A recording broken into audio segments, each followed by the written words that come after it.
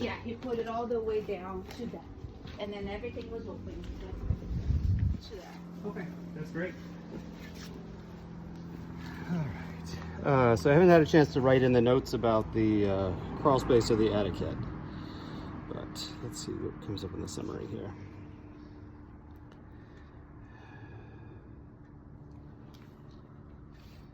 The negative grade towards the house. You're saying that there's a French drain system that's been added? Yeah, I showed him. Yeah, she sent me I have the pictures. pictures. I'll forward them to Anna and Laura. Yeah. All the way down. And here's a picture of the wires inside the main electrical panel. Okay.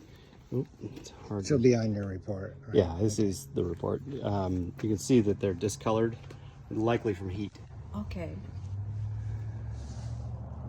Yeah. Yeah, I wonder if it just happened or if it was there, because I don't know. I have never opened Who knows? So they may have been there for a long time.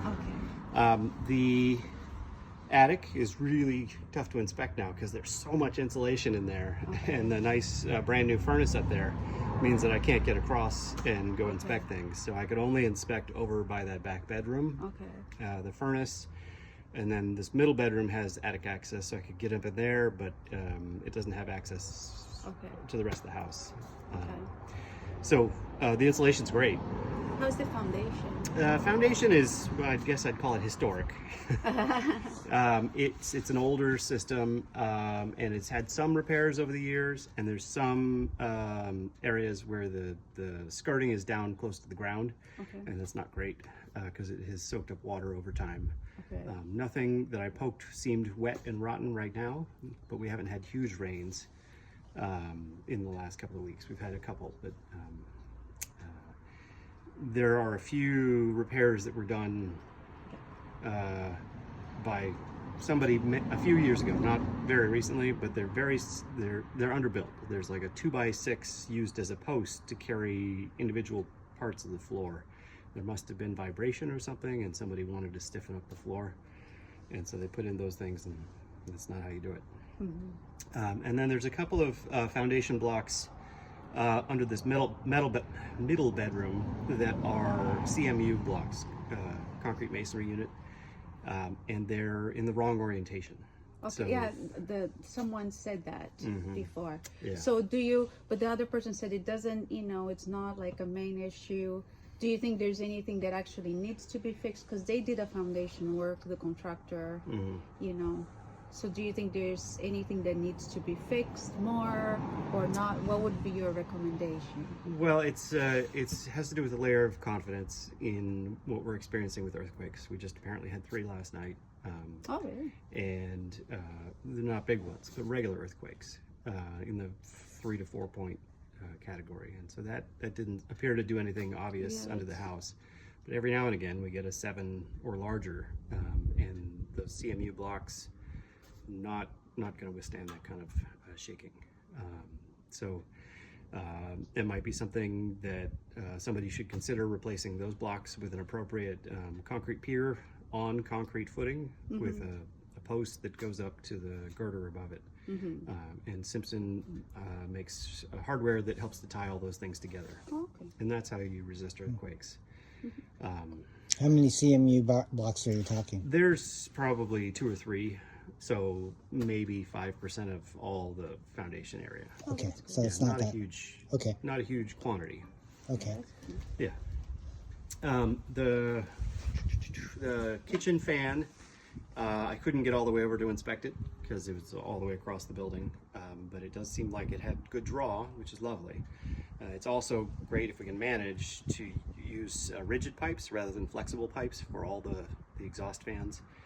And it looks like it's a flexible corrugated system, and then the bath fan over the middle bathroom is also a plastic vent, and it's got a big dip in it, and so condensation can collect there and it'll start potentially growing mold or fungus of some kind.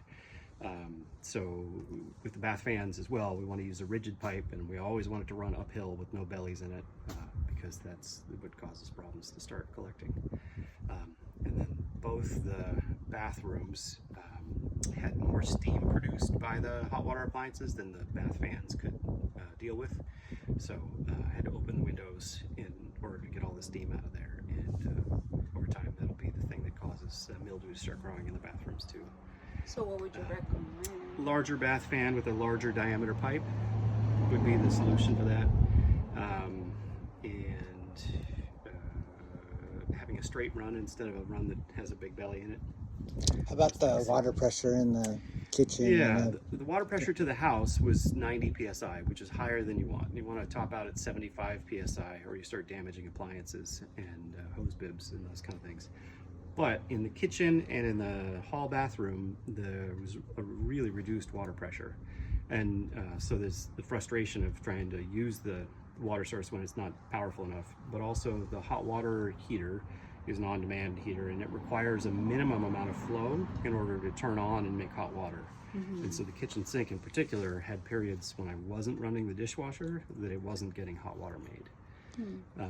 So getting those to flow freer would probably be great. I can see that there is some PEX piping that's replaced what was the original piping. And so it's confusing why there's low water volume. It could be that there's debris trapped inside the aerator, so that could be cleaned out, or it could be that the valves aren't turned all the way on under the kitchen sink and bathroom sink. Yeah, I didn't try that. Yeah. So. But you don't test, you don't. I don't. You know, just, the only thing I do with valves is turn them off when I smell gas. okay, got it. All right. Yeah. Anything else, Sean? We talked about the ground rods. Yeah, garage, any.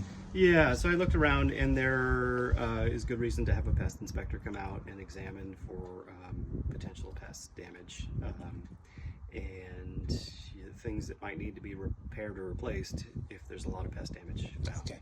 It's not the primary. It's not attached to the primary structure though, so that's good. Okay, great. Anything else, sir? I'm sorry, I should have asked if I could record you. I was just doing this for Anna. Yeah, I just wanted to send this to Anna. I think that covers the majority of it. You know, some of the more obvious stuff is out here in the open, cracks in the concrete. Yeah, I'll put that down. This gutter here has got a bunch of water in it, and it wasn't draining out of this corner. I think that it slopes the wrong direction. So that's what we need to, you know, I was talking to Dawn. So Sanders did this, and they just did it like a month ago. So if there's anything that, you know, then we can just ask Sanders to come and fix it. This end could be reinstalled lower so the water flows out of there as well. You could see water was coming out of these other downspouts towards the front. So it's just this one section that has water retained in it. Okay. All right. Sounds good. Thanks, Sean. Sure thing. Glad to help you out.